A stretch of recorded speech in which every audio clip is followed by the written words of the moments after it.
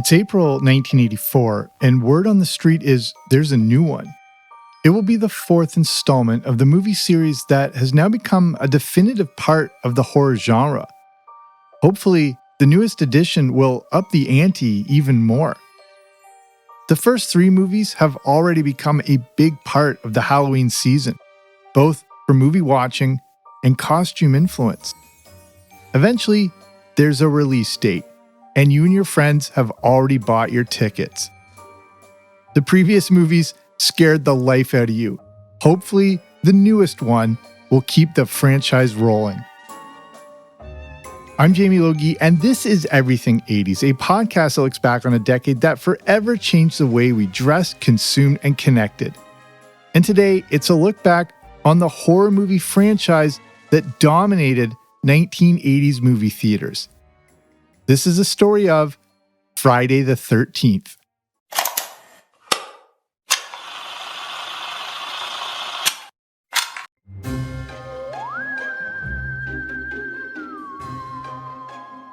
A Nightmare on Elm Street, The Shining, Halloween, Child's Play, Hellraiser, The Thing, and The Evil Dead. There are an endless amount of classic 1980s horror films. But when it comes to the definitive 1980s horror franchise, Friday the 13th may best represent the 80s.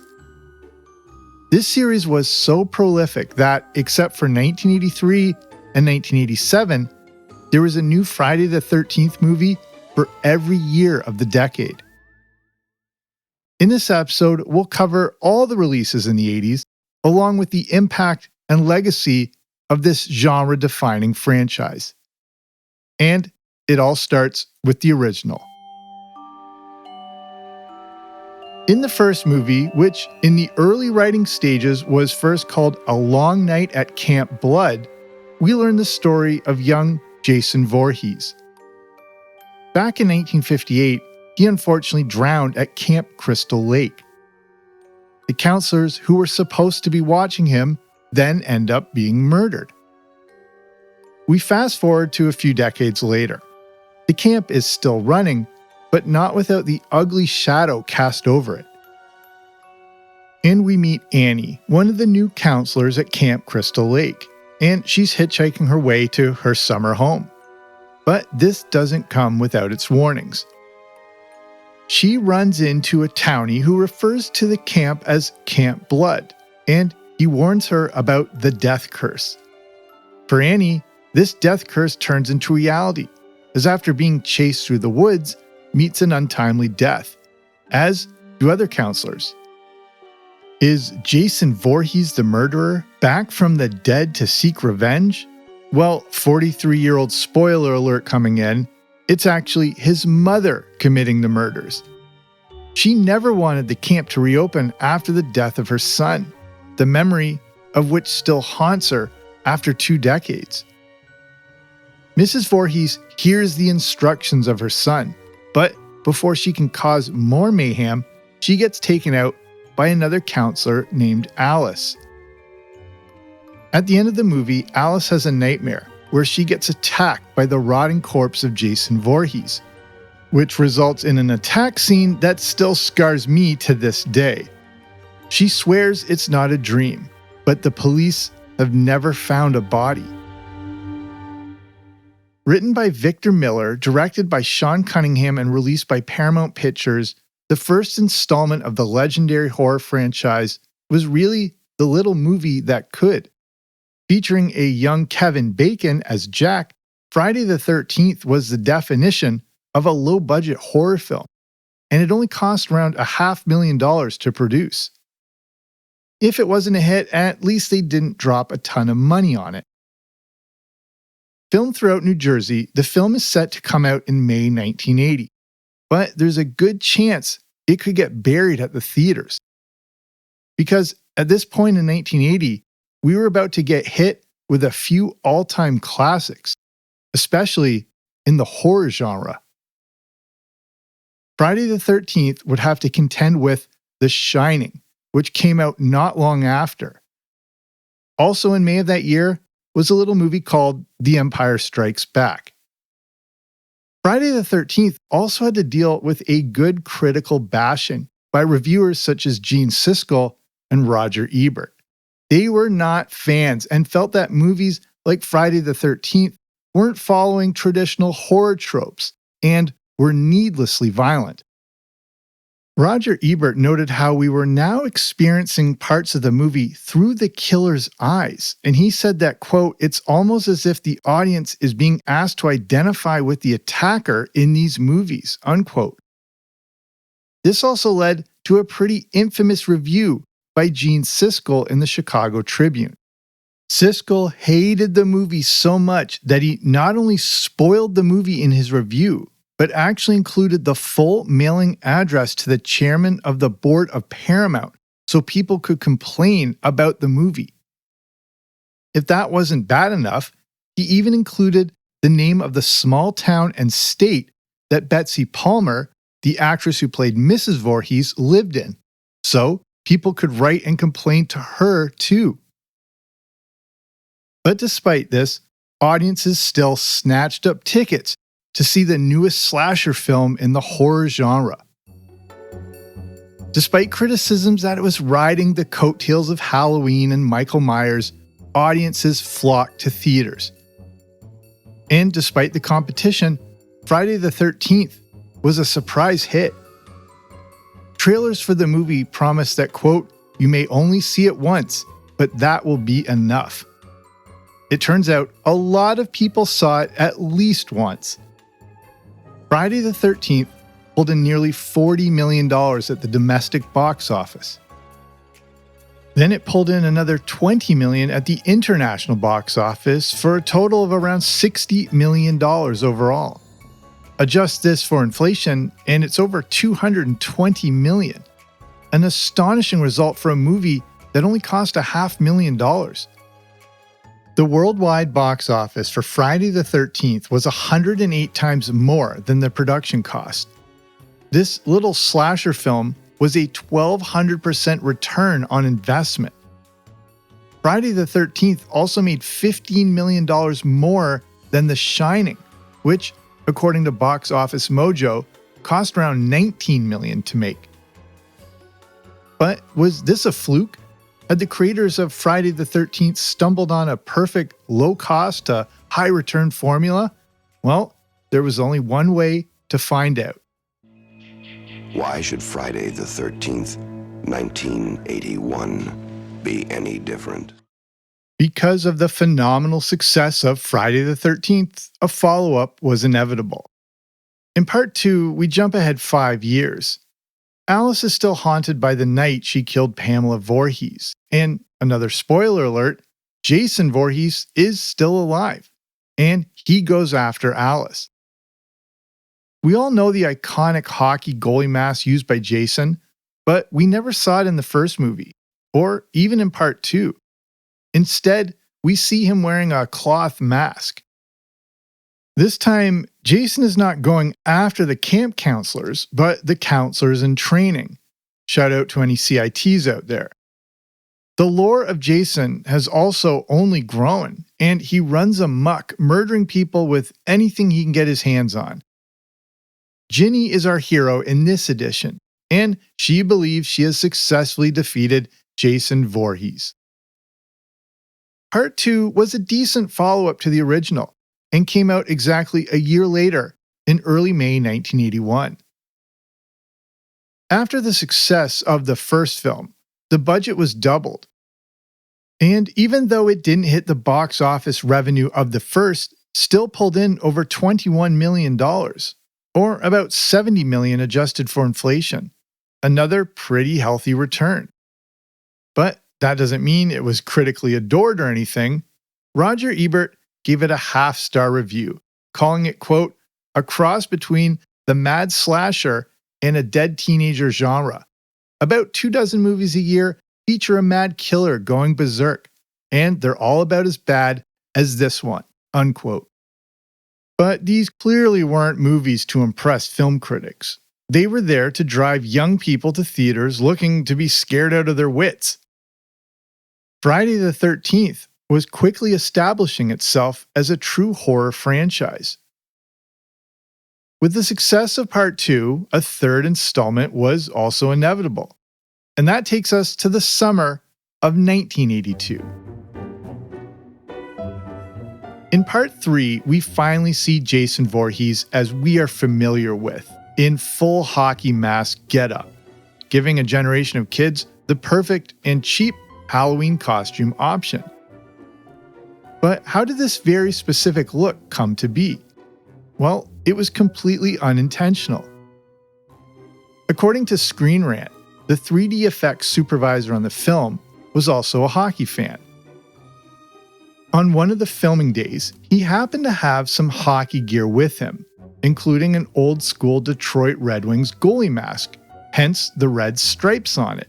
Keep those red stripes in mind for later. One day, they were doing a lighting test, and the 3D effects supervisor pulled out the mask as a way to test the light. Director Stephen Miner instantly saw a unique opportunity and decided this would be the look for Jason. An old goalie mask really was perfect. It was a familiar item that became instantly unsettling when used in this horror context. Today, it's hard to look at one of those masks without thinking of Jason. In part 3, we also move away from the camp location. We also meet Chris, who was once attacked by a masked figure. Jason keeps doing his murder thing and eventually confronts Chris, revealing his face. It was he who attacked her all those years ago. She eventually takes him out with a classic axe to the head. If you were around in the summer of 1982, and if you remember the release of this movie, you may also remember how it was offered in 3D. And not great 3D, mind you, but just as a way to enhance the third installment. This was the era of cheap 3D enhancement. You may also remember that the year after Friday the 13th Part 3, we got the release of Jaws 3D. A movie my grandpa played for us on video a few years later, thinking the screen would naturally just project 3D images. For Part 3, the budget went up to over $2 million, and audiences continued to roll in. Friday the 13th Part 3 almost doubled the revenue of Part 2. According to Box Office Mojo, Part 3 made nearly $35 million in its first run, plus another $2 million in a re-release 9 months later. This is nearly $120 million in today's money. Friday the 13th Part 3 is also notable because it was the first movie to knock E.T. out of the #1 spot. The Spielberg classic dominated the box office for 10 straight weeks until Friday the 13th, Part 3. There was no stopping Jason, both on the screen and at the box office. And that leads into the movie that is considered the very best of the entire franchise. Everything 80s will return after these messages. There wasn't a Friday the 13th movie released in 1983, but it would be worth the wait because this takes us to what many believe, myself included, is the best installment of the entire franchise. Friday the 13th Part 4, the final chapter. Narrator's voice, it wouldn't be the final chapter, but this is still a pretty standout horror movie. After taking an axe to the head at the end of Part 3, Jason is taken to a morgue, and he's not dead. And this time, we're back at Crystal Lake. In Part 4, we meet Trish and her younger brother Tommy, played by a young Corey Feldman. Tommy loves horror-related things, including making and wearing his own frightening mask. Eventually, Jason makes his way to their house. But young Tommy is a student of the game and has learned everything about Jason Voorhees. He dives into the psychology of Jason as Tommy shaves his own head and covers his face in white powder. This is an attempt to appeal to Jason's memories of himself at that same age. This distracts Jason, and Trish attacks him with his own machete, giving us a glimpse at how much more grotesque Jason's face has turned. They take out Jason, but at what cost? What has this done to young Tommy? Friday the 13th Part 4 came out in April 1984 and made on a budget lower than Part 3. As usual, Roger Ebert hated it, but had to acknowledge the drawing power of this franchise. In his 1984 review, he called it, quote, an immoral and reprehensible piece of trash that sold more tickets on its opening weekend than any other movie so far in 1984, unquote. That's a perfect sentence to describe the horror genre. There are a lot of people who don't like horror movies, but there is an audience for it and they vote with their wallets. Paramount didn't even allow any review clips to be used on television. Was this to generate hype for Part 4 or keep it away from critics? Either way, Friday the 13th, the final chapter, was another box office success, especially when you consider how little these films cost to make. Part 4 pulled in another $33 million, nearly $100 million in today's money. At this point, a few Friday the 13th movies had cracked the top 20 highest grossing movies of the year. But in 1984, one of the best years for classic movies in the entire 1980s, it had to compete with the likes of Ghostbusters, Gremlins, Indiana Jones and the Temple of Doom, Beverly Hills Cop, The Karate Kid, Police Academy, Footloose, Purple Rain, The Terminator, and Revenge of the Nerds, among many others. Part 4 finished at number 23 for highest grossing films for the year. But again, when you consider the budget to revenue blueprint, not a lot of movies could pull off what Friday the 13th had. And this takes us to Part 5. Friday the 13th, A New Beginning. Tagline, if Jason still haunts you, you're not alone. It turns out that young Tommy was scarred, and we catch up with him as an older teenager.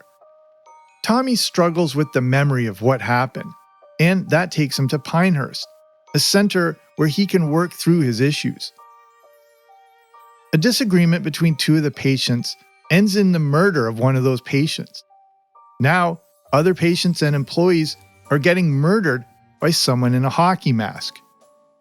Jason must be back. But eagle-eyed viewers and listeners to this episode know that Jason Voorhees wears a hockey mask with red stripes on it, as it was a Detroit Red Wings mask. The killer is wearing one with blue stripes. It turns out this fake Jason was a paramedic and the father of the first murder victim. Released in March 1985, Part 5 was a bit of a drop-off from the final chapter. It was a big change in direction plot-wise, but over the years it's become more embraced as an old-time 80s slasher film. Despite only having a 4.7 out of 10 rating on IMDb, audiences kept coming. Revenue dropped off quite a bit, down to about $22 million on a budget of around $2.2. This dropped it way down the list to the 42nd highest grossing film of 1985, one spot behind the Care Bears movie. However, it beat out number 43 by about $600,000, and the 43rd highest grossing film of 1985 is one I have a previous episode all about. The disaster for Disney called The Black Cauldron. Despite this being a lower success financially for the Friday the 13th franchise, it did beat out its main 1980s horror competitor, A Nightmare on Elm Street Part 2, Freddy's Revenge, by about $800,000. But we're only at the halfway point of the decade. There's still more Jason to come. In Friday the 13th Part 6, called Jason Lives, we catch back up with Tommy. he has taken a friend to Crystal Lake to visit the grave of Jason. They attempt to dig him up, find his corpse, and drive a metal rod through it to finish him off once and for all. But lightning hits the rod, bringing Jason back to life. Jason kills Tommy's friend while Tommy makes a run for it. No one believes Tommy except for the sheriff's daughter, who intends to help him out. Meanwhile, Jason goes back to where it all began, Camp Crystal Lake. Jason terrorizes the young kids but doesn't hurt any of them. But if you're an adult or teenager, different story. Jason takes out several of them, but fortunately, Tommy has made it. In a battle with Jason, Tommy manages to wrap him in chains, drowning him in the lake. That appears to be the end of Jason. Released in the summer of 1986, Part 6 felt like a step up from Part 5. With its Frankenstein-like beginning, Jason Lives is pure slasher absurdity. Some of the violence was also dialed up a bit, and there are some alternate versions that have some more graphic scenes. Returning to Crystal Lake and Camp Crystal Lake was also notable, as the camp always felt like it was its own character, sort of like the Overlook Hotel in The Shining. Friday the 13th Part 6 might have benefited from an earlier or later release, as the summer of 1986 may be the best summer for movies in the 80s.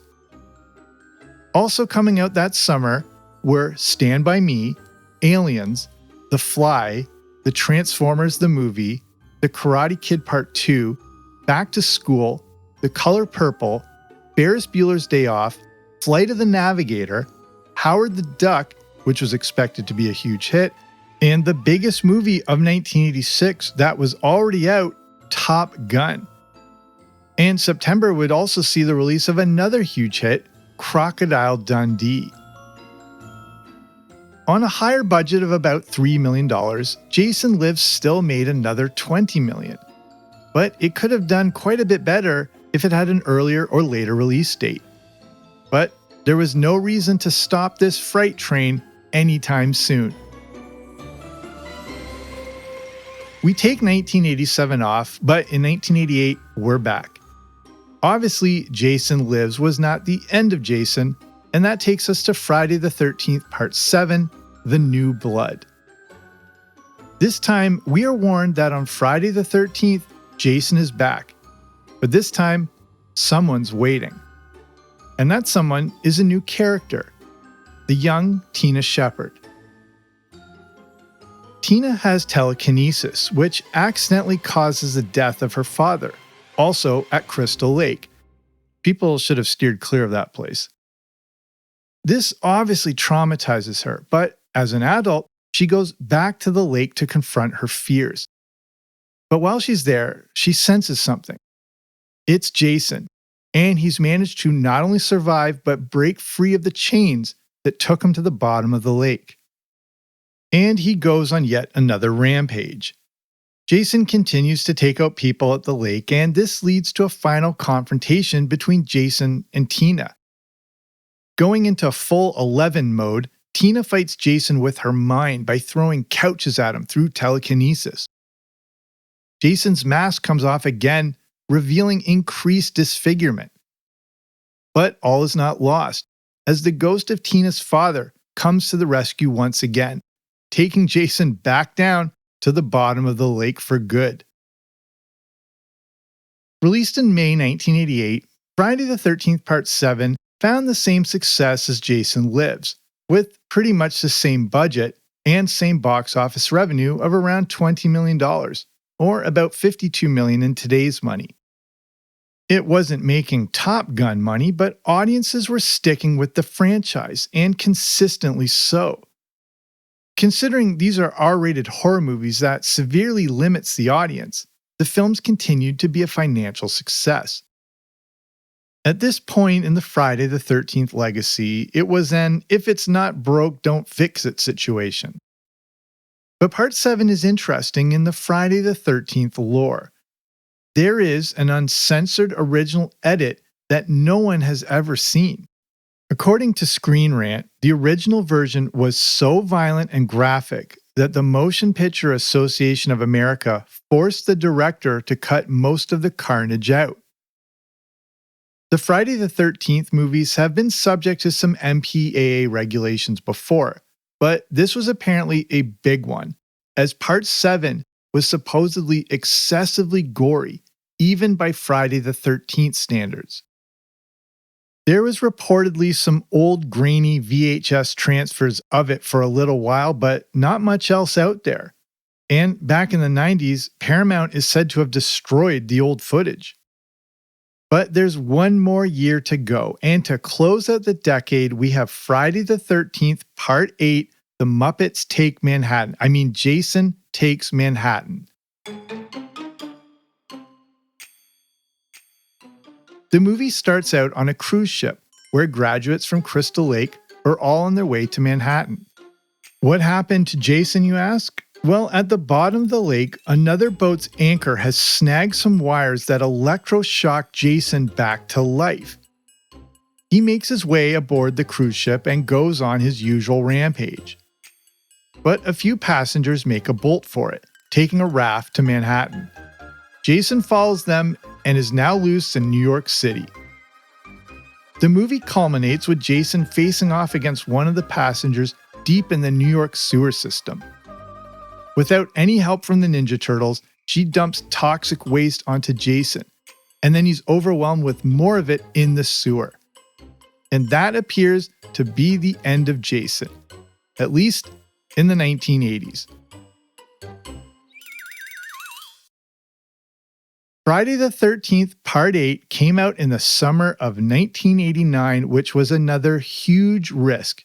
Because if you remember the summer of 89, it may be the biggest and best summer for movies, for not just the 80s, but in the history of film.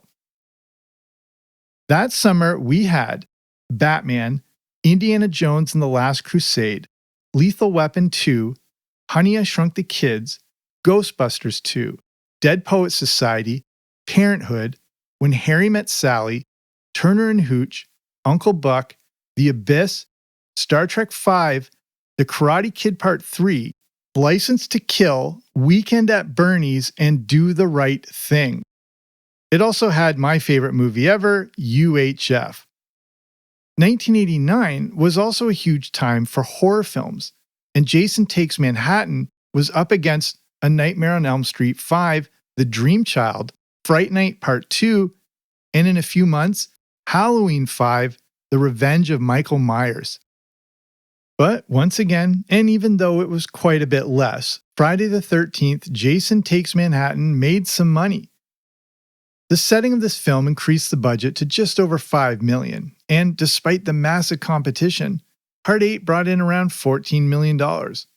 Not amazing, but if you consider how there were fewer screens back then, and an R-rated horror film got even fewer screenings when everyone wanted to see Batman or The Last Crusade, it's amazing it made money. And that's the essence of this franchise.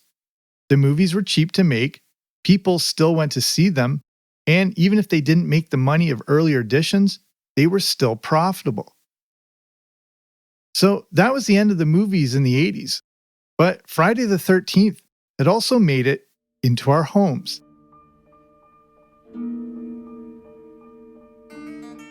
The success of the Friday the 13th movie franchise in the 80s led to the TV spin-off Friday the 13th, the series.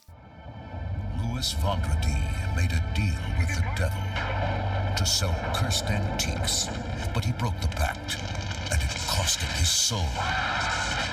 Now his niece Mickey and her cousin Ryan have inherited the store, and with it, the curse. Released in October 1987, just in time for Halloween, this series lays out the entire premise in the intro. Two cousins inherit an antique store that sells antiques that happen to be cursed.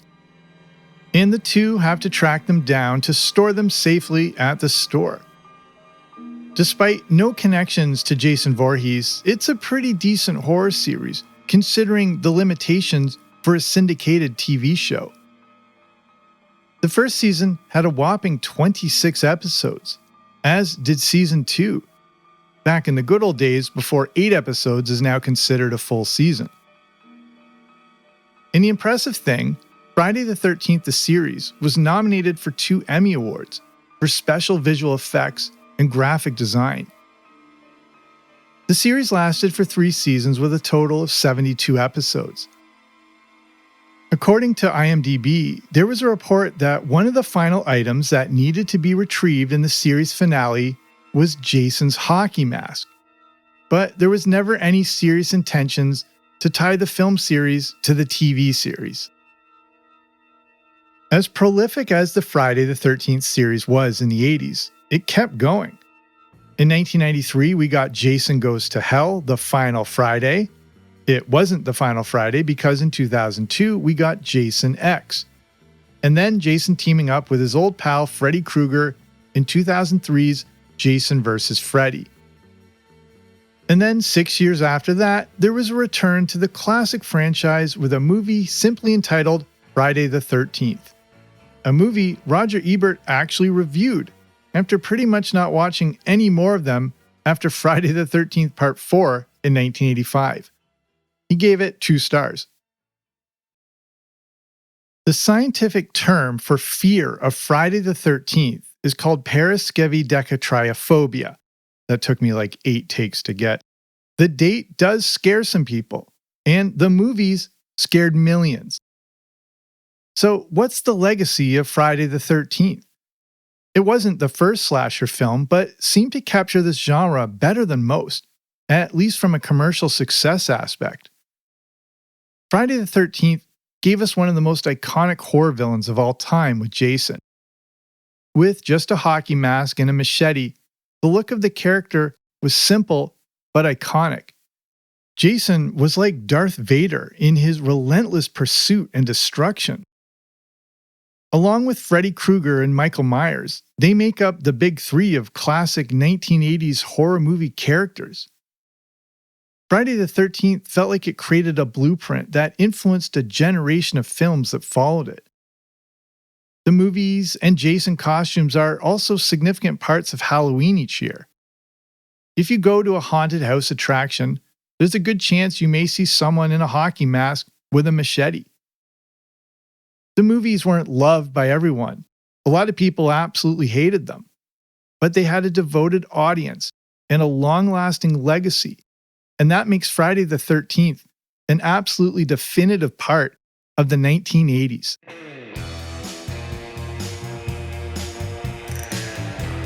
So that's our show. Thank you so much for listening. If you've come this far, maybe you're willing to go a little further by diving back into my earlier episodes. There's a ton there to keep you going. You remember the name of the show, don't you? The Everything 80s Podcast, available wherever you listen to podcasts. I'll keep an eye out for you and the chessboard ready. And if you're looking for bonus 80s audio content, you can check out patreon.com. That's a platform to support the show and get access to things like the Everything 80s Movie Review Podcast.